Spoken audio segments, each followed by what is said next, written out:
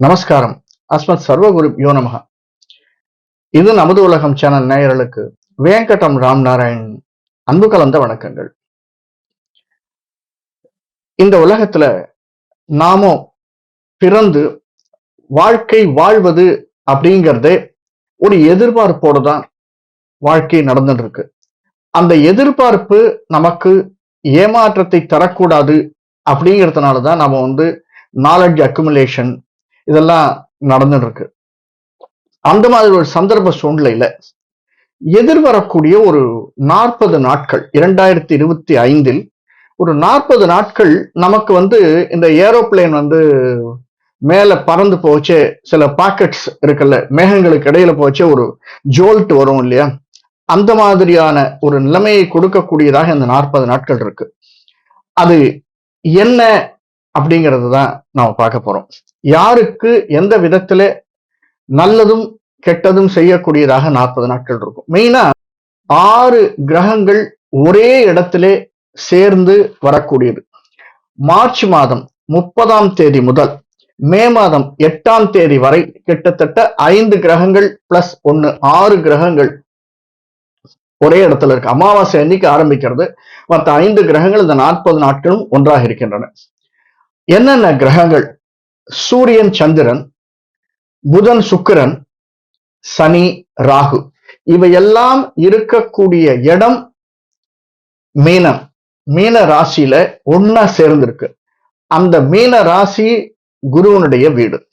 அது மட்டுமல்ல, சூரியன், புதன், சுக்கிரன் இந்த மூன்றும் உத்திரட்டாதி நட்சத்திரத்திலும், ராகு, சனி பூரட்டாதி நட்சத்திரத்திலும், சந்திரன் ரேவதி நட்சத்திரத்திலும். அதற்கு முன்னாடி ஓரிரு நாட்களுக்கு முன்னாடியே சந்திரன் அங்க வந்ததுனால பூரட்டாதி, உத்திரட்டாதி, ரேவதி நட்சத்திரங்களில் இந்த சந்திரன் இருந்து கிட்டத்தட்ட மார்ச் 25 நம்ம சொல்லலாம். 25 மே மாதம் 10ஆம் தேதி வரைக்கும் நமக்கு எப்படி இருக்கும்? ஏன்னா புரட்டாதி, உத்திரட்டாதி, புனர்பூசம், விசாகம், பூரட்டாதி குருவனுடைய கால். அதுலதான் சூரியன், புதன், சுக்கிரன் 3 பேர் இருக்கு. குருவனுடைய வீட்டுல குரு 3ஆம் வீட்டுல இருக்கார். பூசம், அனுஷம், உத்திரட்டாதி சனியனுடைய கால். அந்த சனி ராகு இருவரும் பூரட்டாதி நட்சத்திரத்திலே, அதாவது சனியனுடைய காலிலேயே இதே குருவனுடைய வீட்டுல இருக்காங்க. அந்த சமயத்தில் சந்திரனும் பூரட்டாதி நட்சத்திரத்திலும், உத்திரட்டாதி நட்சத்திரத்திலும், ரேவதி நட்சத்திரத்திலும் இருந்து எப்படி ஒரு ஜோல்ட் நமக்கு கிடைக்கிறது? இது இந்த 40-45 நாட்கள் 50 நாட்கள் இம்பாக்ட் அடுத்த முன்னாடியும் பின்னாடியும் ஒரு 15-20 நாட்களுக்கு இம்பாக்ட் இருக்கும். அதனால உலகத்திலேயே ஒரு 4-5 நிகழ்வுகள் நிகழ்வதற்கு சாத்தியக்கூறுகள் அதிகமா இருக்கு. அதாவது ஒரு பெரிய லீடர் அவதிக்கு உள்ளாவதற்கு சாத்தியக்கூறுகள் அதிகமா இருக்கு. இரண்டாவது, கிளேசியர்ஸ்னு சொல்லுவோம், பனி உருகுதல், பனிப்பாறை நகழ்வு, அது நிகழ்வதற்கான சாத்தியக்கூறுகள் அதிகமா இருக்கு. மூன்றாவது, இந்த இடம் குருவனுடைய இடம். அமாவாசையில ஆரம்பிக்கிறது. அமாவாசை அதாவது சந்திரனும் சூரியனும் சேர்ந்து இருக்கக்கூடியது. புதன் நீச்சனாகவும் சுக்கிரன் உச்சமடைந்தும் இருக்கக்கூடிய இந்த இடமானது அவர்களினால் ஏற்படுத்தப்படக்கூடிய தாக்கம். இன்னொரு விஷயம் சொல்லணும்னா, மெயினா ஷேர் மார்க்கெட். ஷேர் மார்க்கெட் ஒரு பெரிய வோலட்டைலா இருக்கக்கூடியது அல்லது ஜோல்ட்டை சந்திக்கக்கூடியது விதமாகவும் இந்த இடம் அமைந்திருக்கிறது. இதற்கு அடுத்தது பார்க்கப்படக்கூடியது சுக்கிரனும் ராகுவும் இருக்கக்கூடியது. குருவும் சம்பந்தப்பட்டது, புதன் சம்பந்தப்பட்டதுனால திரைத்துறை, நிழலும் இசையும் சம்பந்தப்பட்ட துறையில் இருப்பவர்களுக்கு ஏற்படக்கூடிய அவஸ்தை, அதனால் விளையக்கூடிய கெடுதல்கள், அதனால் விளையக்கூடிய நன்மைகள், இவை இரண்டுமே பாதிக்கப்படக்கூடியதாக. அந்த பாதிப்பு எல்லா சமயத்திலும் பாதிப்பு இருக்கலாம். ஆனால் இந்த 45-50 நாட்களில் அந்த பாதிப்பு வெளியிலே தெரியக்கூடியதாக இருக்கும்.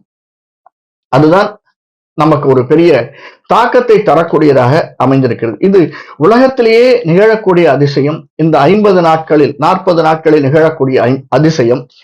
ஒவ்வொரு நிகழ்வுக்கும், ஒவ்வொரு இண்டிவிஜுவலுக்கும் இது எப்படி சாத்தியமாக போகிறது, இது எப்படி ஒவ்வொருத்தரையும் அஃபெக்ட் பண்ண போகிறது, ஒவ்வொரு ராசிக்காரலையும் அப்படிங்கிறது தனித்தனி காணொலிகள்ல வரப்போறது.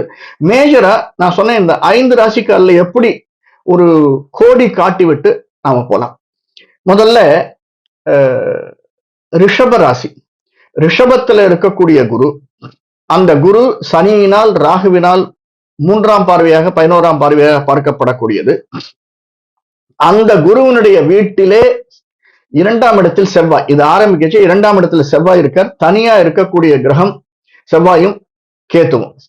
அது குருவும் குருவினுடைய வீட்டில தான் இவர்கள் 5 பேரும் 6 பேரும் உட்கார்ந்து கும்மி அடிச்சிட்டு இருக்காங்கன்னு கூட சொல்லலாம்.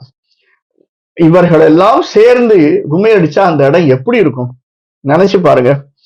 ரிஷபராசிக்கு லாபஸ்தானாதிபதி, லாபஸ்தானம் அந்த இடம். அந்த வீட்டுல குரு இங்க உட்கார்ந்து இருக்காரு. ஆனா இந்த வீட்டுக்கு ரிஷபத்துக்கு அதிபதியான ரிஷபத்தில் உச்சம் பெறக்கூடிய சந்திரனும் சுக்கிரனும் அங்க உட்கார்ந்து இருக்காங்க. அந்த வீட்டுல சனியினால் பார்க்கப்பட்டு ராகுவினால் பார்க்கப்பட்டு மற்ற எல்லாரோடையும் சேர்ந்து இந்த ராகுவுக்கும் சந்திர சூரியருக்கும் எப்படி இருக்கும்னு நமக்கு தெரியும். அதனால அதிகமாக பாதிக்கப்படக்கூடியது ரிஷப லக்னம், ரிஷப ராசி. சார் என்னென்ன பாதிப்பு இருக்கும் சார் அப்படிங்கிறத நம்ம தனி காணொலிகள்ல பார்ப்போம். அடுத்தது மிதுனம். மிதுன லக்னமா இருந்தாலும் மிதுன ராசியா இருந்தாலும் 10ஆம் வீடு பிசினஸ் அதிகமா அஃபெக்ட் பண்ணப்படக்கூடியது வியாபாரம். இந்த வியாபாரம் எந்தெந்த விதங்களில் பாதிக்கப்படும் அல்லது ஏற்றத்தாழ்வை சந்திக்கும். ஏன்னா அந்த இடத்துல ஆரம்பத்துல செவ்வாய் இருக்கிறார். கிட்டத்தட்ட கொஞ்ச நாளைக்கு செவ்வாய் மிதுனத்துல தான் இருக்கார் இந்த நிகழ்ச்சி நடக்கிற போது. அதனால அது செவ்வாய் லாபஸ்தானாதிபதி, 11ஆம் வீட்டுக்குடையவன், 6க்கும் 11க்கும் உடையவன் செவ்வாய். அவன் மிதுனத்துல இருக்கான். குரு 12ல வீக்கா இருக்கார். 7ஆம் வீட்டுக்குடையவன், 10ஆம் வீட்டுக்குடையவன் குரு 12ஆவதுல மறைவிட ஸ்தானத்துல இருக்கார் மிதுனத்திற்கு. அந்த குருவனுடைய மறைவிட ஸ்தானத்துல இருக்கக்கூடிய குருவனுடைய வீட்டுலதான் இந்த 6 பேரும் சூரியன், சந்திரன், புதன், சுக்கிரன், சனி, ராகு இவர்கள் எல்லாம் வாழ்ந்திருக்கிறார்கள். 7ஆம் இடத்துல கேதுவனுடைய பார்வை. சோ அதிகமா அஃபெக்ட் பண்றது அப்படின்னா மிதுன ராசிக்காரர்களுக்கு இந்த ஒரு 40 நாள் ரொம்ப கேர்ஃபுல்லா இருக்கணும் சார்.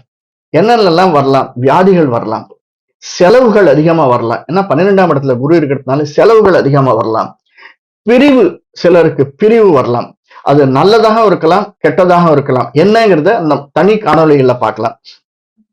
இது தவிர மிதுன ராசி அப்படின்னு நாம் எடுத்தோம்னாலே மேஷம், ரிஷபம், மிதுனத்துல வரக்கூடியது மிருகசீரிஷம், திருவாதிரை, புனர்பூச நட்சத்திரங்கள்.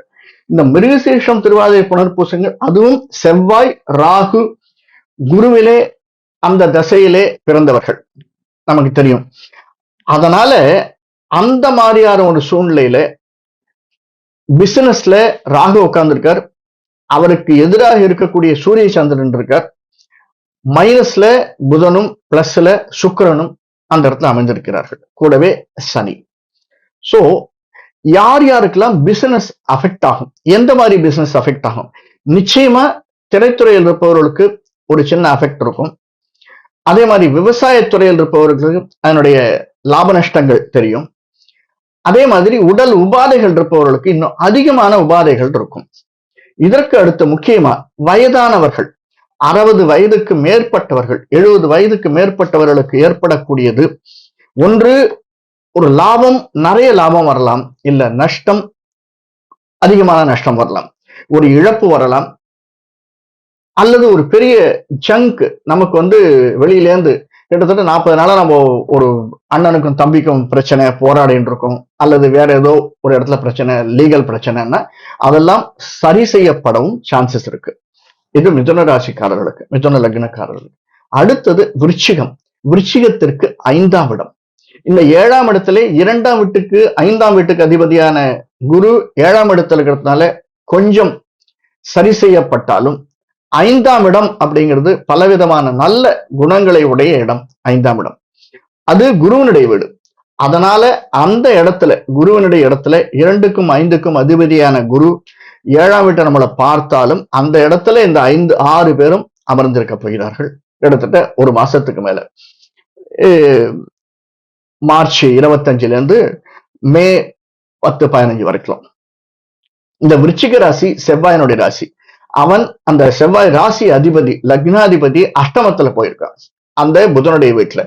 அந்த புதன் நீச்சமாகி இந்த 5ஆம் வீட்டுல உட்கார்ந்துருக்கார். என்ன இருக்கும்? பிளைனா சொல்லணும்னா சில பேருக்கு மறதி அதிகமா வரும் சார். விருச்சிக ராசிக்காரர்களுக்கு வயதானவர்களுக்கும் அதிகமா வரும். கொஞ்சம் ஏர்லி ஸ்டேஜ்லயே கூட மறதி, அதாவது இப்பதான் நினைச்சிட்டே இருந்தவங்களை பார்க்கணும்னுட்டு அப்படின்னு சொல்றது.